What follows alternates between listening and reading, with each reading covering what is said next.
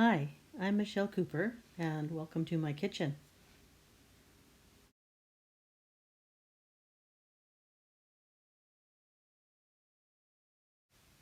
We are going to have a tea party today with our grandchildren who live a few minutes away and our grandchildren who live in Hawaii. So, this is going to be an online tea party, and I am going to bake a carrot cake.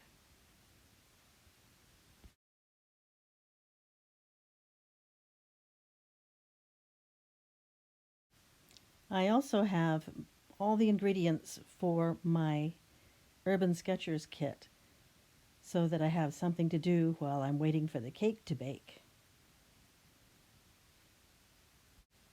And speaking of ingredients, what you have to do is you have to dig around in every cupboard and every pantry that you've got and lay all the ingredients for the homemade carrot cake onto the countertop just to see what you've got.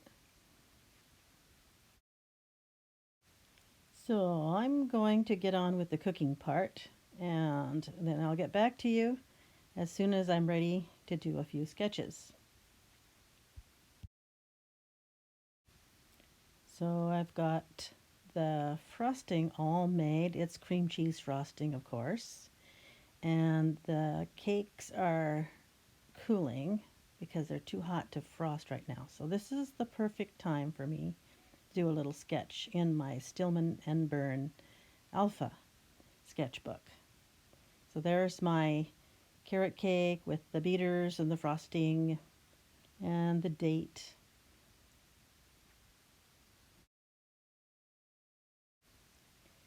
I was inspired to combine these two creative pursuits, baking and sketching, from a recent live broadcast by Urban Sketchers on Sunday, where a challenge was issued.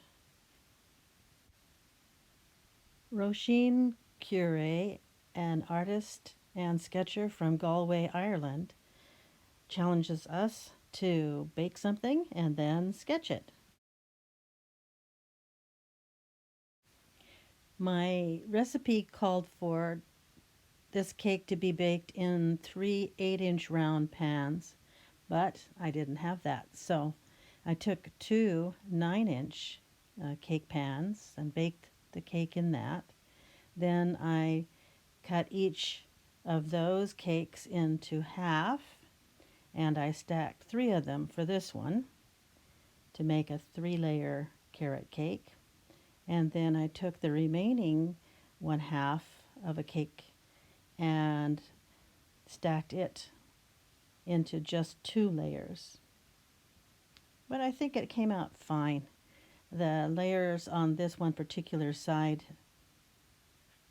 were lots thicker than the other pan full.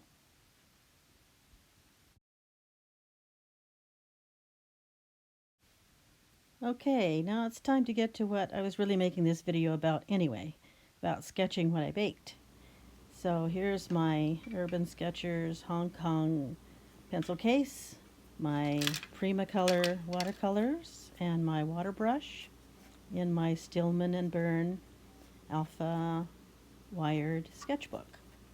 The first thing I want to do here is use my water brush to lay in just kind of like I guess you'd call it the local color of the carrot cake itself. But it's got a variety of soft edges, hard edges, darks and lights in here for the actual carrot cake itself. So I decided I want to use the pointy end of my brush tip there to kind of find some of those little hollows and those little dark spots underneath the frosting. And get that was the first layer there. So let's just do the second layer.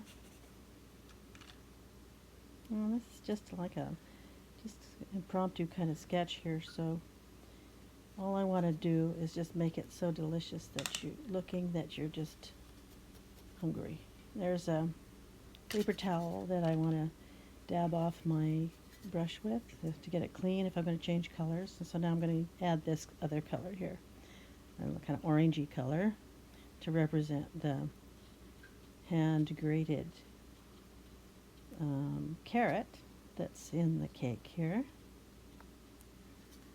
And that's why I leave a few little white spaces so that the orange will show up. But then I want to put some of it in the cake layers itself. And then I use a little, it's kind of like a yellow ochre in a way. Use that for the pineapple, as you can see in the texture of the cake here.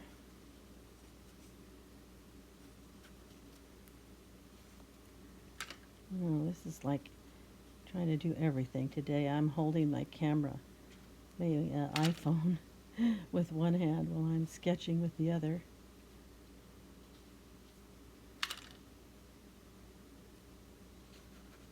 And I'm trying to layer this so that sometimes the paint that I'm putting on there goes in wet into wet and sort of gets soft edges, and then other times I want it to give hard edges and more definition against the drier paper. And soft edges there, hard edges there.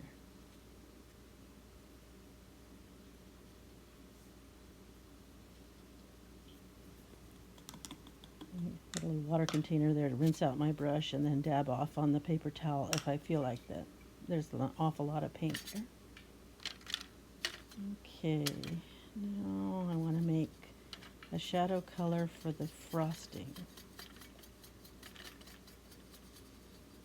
Purple, a little orange, a little blue. And thin it out by pressing the brush a little harder. I seldom ever even squeeze that brush.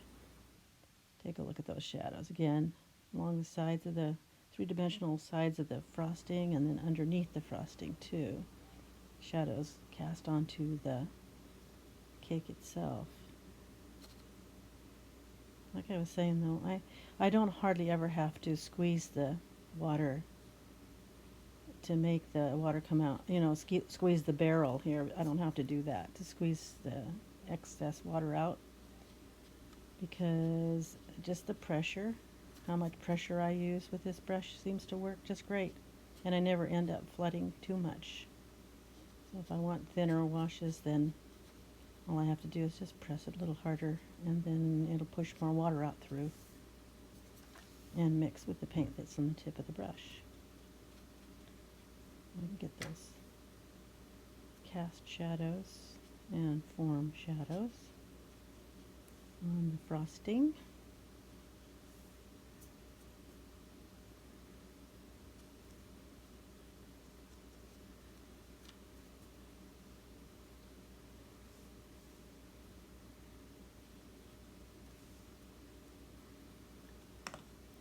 I have to let some of these dry a little bit so that it all become the same tone. Maybe I'll just use a little yellow here to look like the butter that's in the frosting. I do see some of those yellows in there anyway.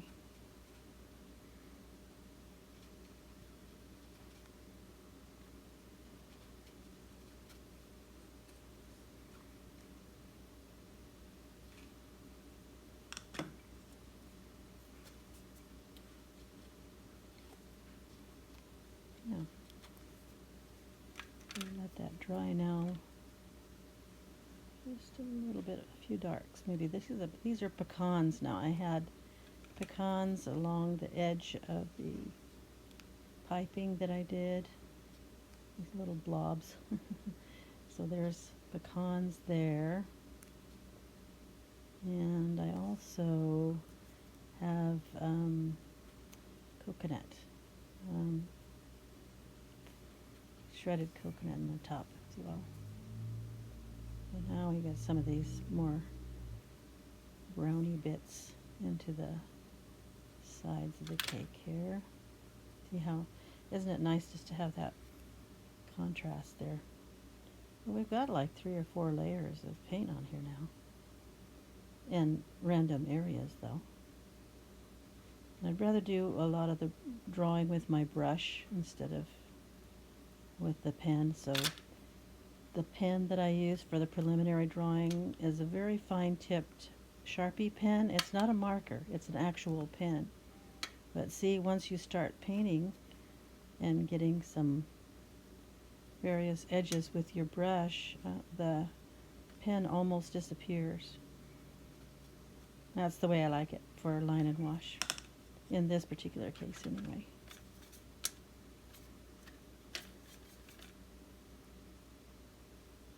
Let me take a look at this and see how. Oops, get this over here. I have to remember to move my camera around so you can see it better. Just thought you might like to see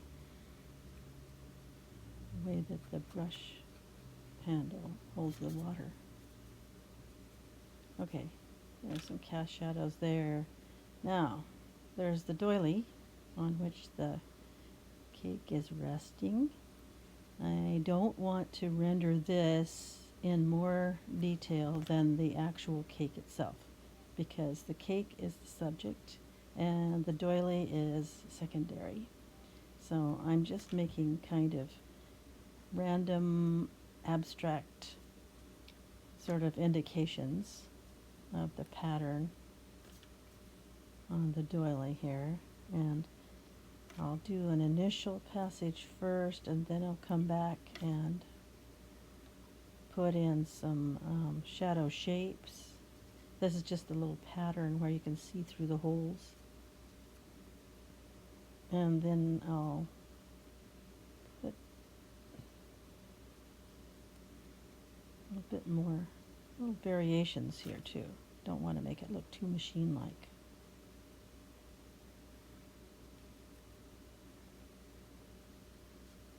And there's cast shadow onto the doily from the bulk of the cake. A little crevice dark in here. And here's another shadow. That shadow on the left-hand side there, big shadow, is from the flowers that are casting a shadow onto the doily. The flowers on the countertop, because I'm going to put those on the table when we do our tea party. Yeah, now I'm getting some variety of value here, darker and lighter, bigger and smaller, basic shapes here. Now there's also a cast shadow under here. This is on the countertop now underneath the doily, and that helps us to see the edge of the doily then.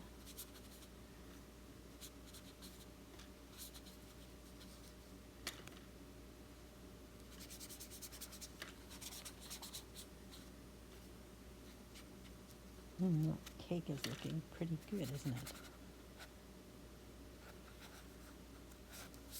I like the way the colors turn out on this alpha paper. It's a little smoother, so the watercolor actually sits up on the surface and kind of comes out brighter than something else would do. Oh look, there's the cake and my pen that I use.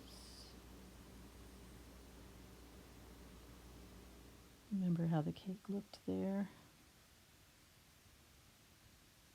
And here's the finished page with my homemade carrot cake with cream cheese frosting title, and then I've got some little arrows pointing to the frosting and the crushed pecans and the shredded coconut.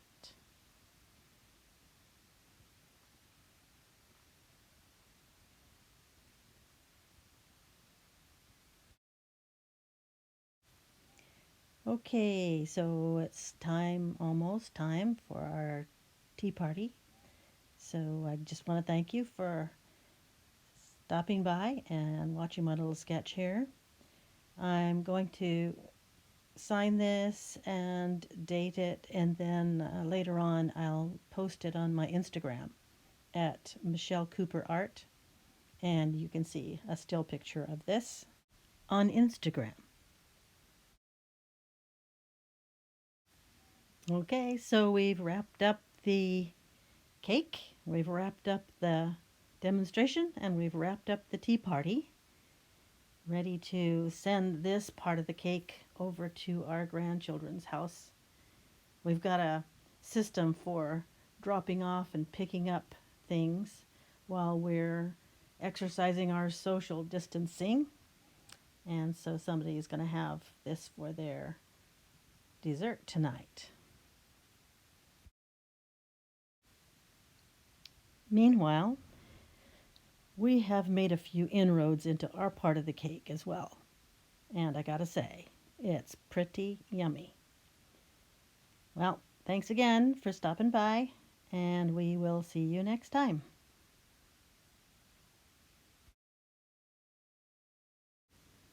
Oh, and I made mayonnaise too.